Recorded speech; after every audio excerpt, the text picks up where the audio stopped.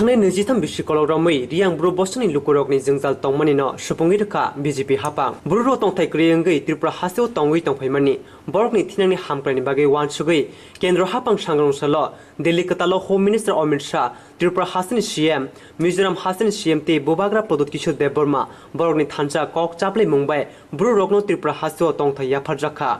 आबोनो कारिबो तंनानि नक तांगै रिनानि fix deposit 4 lakh रां रिनानि नखंगो तालो रांखक बासायखे ते बिसिनै रेशन मांगना रिनानि नक तांथनि 1.5 लाख रां रिनानि न खबै बेबागै रांखक 10 रोजाक रां चंगै कदगमा बिसिनि ब्रुरनि जोंजानो सुपुंनानि कक चाबजाखा साइसै ब्रुरकनि बिरमान जोंजालनि ककनो वानसुगै बरकनि मानथाय ते खायना नांसुगै तंमानि काहाम तां बतां नाहारमानि बागै ब्रु बसंनि लगे लगे साइसै हासनि लुकुरक ते हाकतनि लुकुरक खा काहाम याफरका बीजेपी हापंनो ट्राइबल भाइयों बहनों को बहुत बहुत बधाई देना चाहता हूं कि लगभग 25 साल से जो समस्या आपकी लिंगरिंग टोन में आगे बढ़ती थी, आज उसका एक समाधान हो गया है। और इसमें सहकार देने के लिए त्रिपुरा के मुख्यमंत्री, मिजोरम के मुख्यमंत्री श्री हेमंत विश्व शर्मा नेडा के अध्यक्ष और त्रिपुरा सरकार के हमारी समर्थक पार्टी के सारे नेता और विशेषकर महाराजा त्रिपुरा का भी मैं बड़े हृदय से, बड़े मन से धन्यवाद करना चाहता हूं कि आज इसको एक लॉजिकल एंड तक पहुंचाया है। मित्रों, 1997 से जो नागालैंड और मिजोरम के अंदर एथनिक टेंशन हुआ, इसके कारण उस समय लगभग 30,000 लोग उत्तरी त्रिपुरा में एक टेम्पररी कैंप में रखे गए। वहीं से लेकर आज तक उनके परमानेंट सॉल्यूशन का कोई रास्ता नहीं निकला था। 3 जुलाई 2018 में नरेंद्र मोदी सरकार ने त्रिपुरा सरकार, मिजोरम सरकार और ब्रू प्रतिनिधियों के बीच में एक समझौता करा और एक पैकेज की घोषणा की, जिसमें विस्थापित सभी लोगों को सम्मान के साथ मिजोरम में रखने की व्यवस्था बनी थी। परंतु कई कारणों से कई सारे लोग मिजोरम में जाना नहीं चाहते थे, तो 18-19 से लेकर आज तक सिर्फ 328 परिवार ही मिजोरम में जाकर बसे थे। श्री नरेंद्र मोदी जी के इनिशिएटिव के कारण एक के बाद एक उत्तर पूर्व की सारी समस्याओं का समाधान प्रधानमंत्री के नेतृत्व में जिस प्रकार से हो रहा है, इसमें भी उनके ही इनिशिएटिव से एक नए सिरे से वार्ता, नए सिरे से नेगोशिएशंस चालू हुए और उसमें अंत में समाधान ये हुआ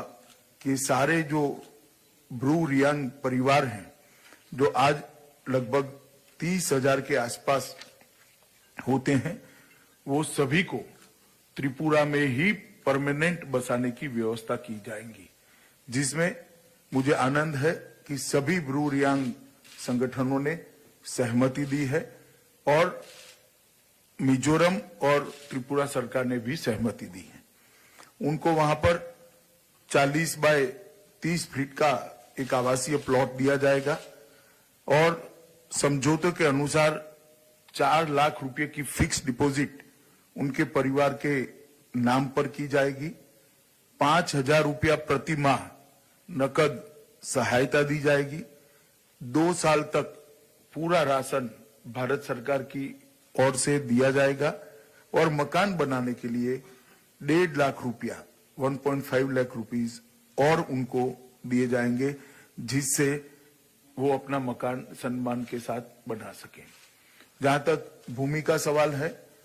त्रिपुरा मुख्यमंत्री का मैं विशेष धन्यवाद करना चाहता हूं। उन्होंने वहां पर भूमि उपलब्ध कराई है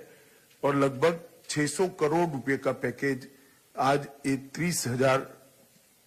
लोगों के लिए भारत सरकार ने अप्रूव कर उनको एक नया जीवन, नई शुरुआत देने का प्रयास किया है। 23 सालों से ब्रू और रियांग विस्थापित जो त्रिपुरा में रहते थे, आज श्री नरेंद्र मोदी के नेतृत्व में उनकी ये समस्या का समाधान होने जा रहा है। बड़ा आनंद का विषय है। ये नॉर्थ ईस्ट का बहुत जलद मसला बहुत लंबे समय से रहा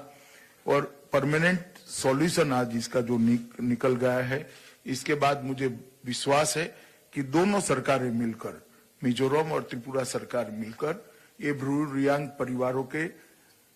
सर्वांगीण विकास के लिए, इनके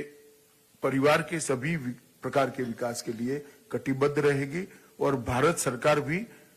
हमेशा उनके कल्याण के लिए जागरूक भी रहेगी और मदद में भी रहेगी। थोड़े समय पहले ही त्रिपुरा में NLFT-SD, एक जो हथियारी संगठन था सुबीरदेव वर्मा का, इसके 88 हथियारी लोगों ने समर्पण किया था। लगभग 50 के आसपास ऑटोमेटिक वेपन्स भी सरेंडर किए गए थे और 1980 से जो उनका एक संघर्ष चल रहा था उसको समाप्त किया गया था।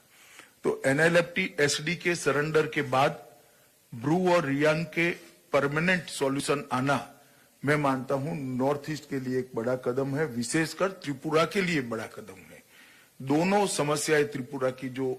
बहुत समय से पेंडिंग थी, एक NLFT-SD के हथियारी ग्रुपों का सरेंडर कराना और ब्रू और रियांग लोगों का निवास का परमानेंट सॉल्यूशन लाना, आज ये दोनों समस्याओं का यहाँ पर अंत आता है। और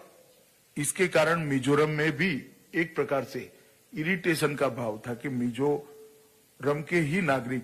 परमानेंट स्थायी नहीं हुए, तो आज मिजोरम में भी काफी अच्छा संदेश जाएगा। विशेषकर ये जो 30,000 से ज्यादा ब्रू रियांग भाई बहन हैं, उनके लिए आज एक नए